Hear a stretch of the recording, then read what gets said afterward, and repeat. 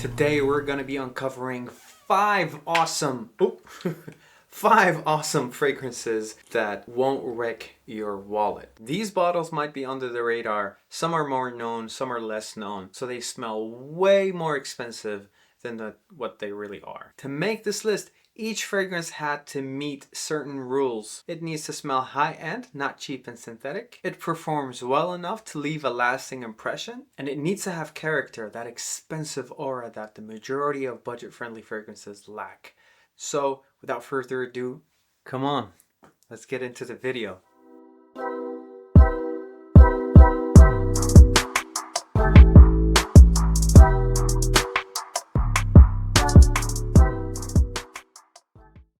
Okay, and today's first fragrance is going to be none other than Dark Blue by Hugo Boss. With this one you get this spicy cocktail of ginger and cardamom and citrus and just a little hint of mystery. It gives that gentleman in a leather jacket at a lounge type of a vibe. Effortlessly confident, smooth, sensual, slightly vintage charm. It smells like someone who knows what they're doing and they're not necessarily chasing trends, if that makes sense. This used to be my signature scent when I was a teenager at school, and it's my safe go-to fragrance. Whenever I travel, I actually take this fragrance with me. Even though I have so many in my collection, I still go for this one because it's just my safe haven, if that makes sense. The longevity of this, I would say somewhere like around 6 hour mark. Sillage is moderate, performs just okay, nothing outstanding, and it's suitable for just any time. It's a casual fragrance, it's an all-rounder, it's a perfect fragrance. So I suggest you guys try this fragrance. It's been out for so long and it's still here, so I think this is one of those timeless scents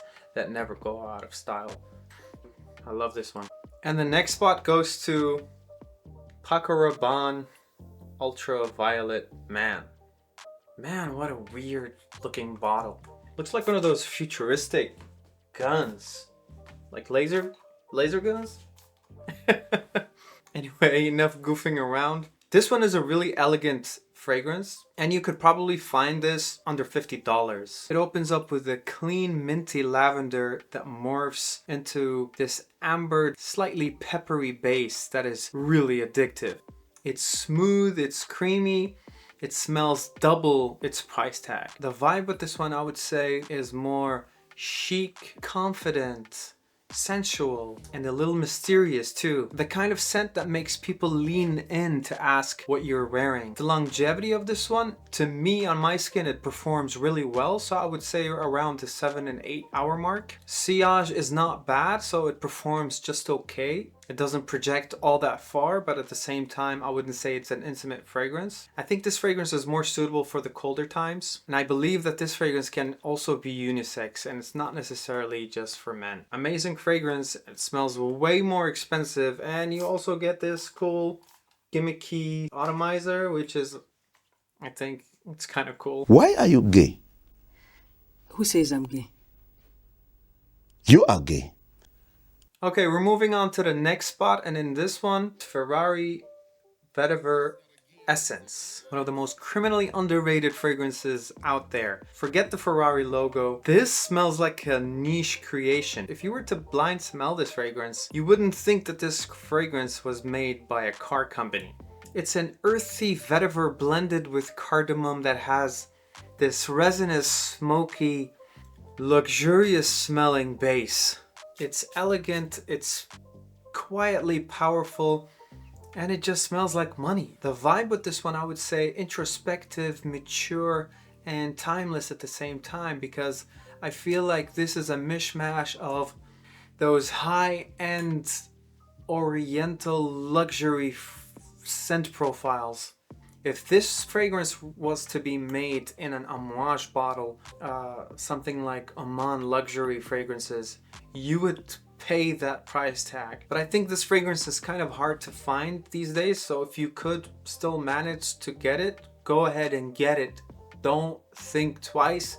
If you like a little bit of a challenge, and if you like a little bit of more depth into your fragrances. So the longevity with this one is awesome. To me, it gives me around the 8 and 10 hour mark. And the sillage of this one is classy, but leaves a really intense scent trail. So very, very sexy. And I think the best time to wear this fragrance, I think this is more of a business oriented type of a fragrance. It oozes business like seriousness. It's not a daily type of a fragrance. So very special fragrance. If you enjoy gentleman like mature fragrances, then you would definitely love this one. And we're moving on to the next fragrance, and this fragrance is Altamir, I don't know how to pronounce this, by Ted Lapidus.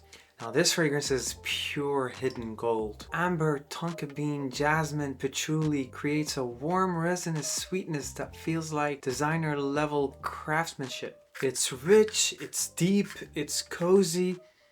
It smells like a man that has stories to tell. The vibe with this one is warm, elegant, nostalgic even, because it has that 90s vibe to it, but made modern. This definitely passes the vibe of a vintage Guerlain fragrance that you probably find at one of their boutique. Now, when it comes to the longevity of this one is really amazing on my skin actually. So I think this would also give you somewhere between the 7 and 8 hour mark. The sillage with this one is amazing. So this has a really, really nice scent bubble. It behaves like an eau de parfum, but I'm not sure if it's actually an eau de parfum. No, it's actually an eau de toilette. But don't let that mislead you. This is an amazing quality for an eau de toilette. And it's very much suitable for a date night and for the romantic settings. I really like this one. Amazing fragrance for the price tag. I remember paying somewhere like 35 and it smells at least 3 times that price tag. So amazing scent profile, really, really elegant. This is Altamir by Ted Lapidus. And the final spot goes to Roberto Cavalli Uomo. This one right here smells like success. The violet leaf with the cardamom in this one is to die for. What a beautiful, beautiful creation by Roberto Cavalli. I heard this fragrance is now hard to find, I think. Most of the fragrances were discontinued. Now, my information could be outdated because I really can't follow up with all the discontinuation that is happening recently. So it's been so much and it's been happening way more than it should. But what an amazing creation. This opens up with a violet leaf and a pepperiness, if that's even a word. Settles into this sweet tonka and amber base. It's also very spicy, classy, dark, and addictive. Every time I wore this, people always assumed that I was wearing a Xerjoff or that I was wearing a Tom Ford fragrance or that I was wearing something that is high end. Even though I bought this fragrance for under $40. Under $40. Can you believe it? That's a bang for your buck right here.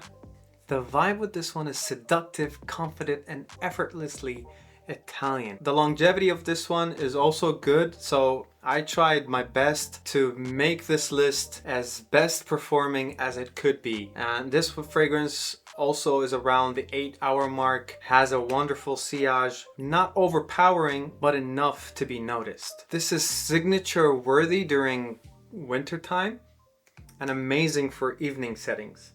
So we're talking dates, we're talking for a night out, amazing quality for something that is under 40 and nice looking bottle too.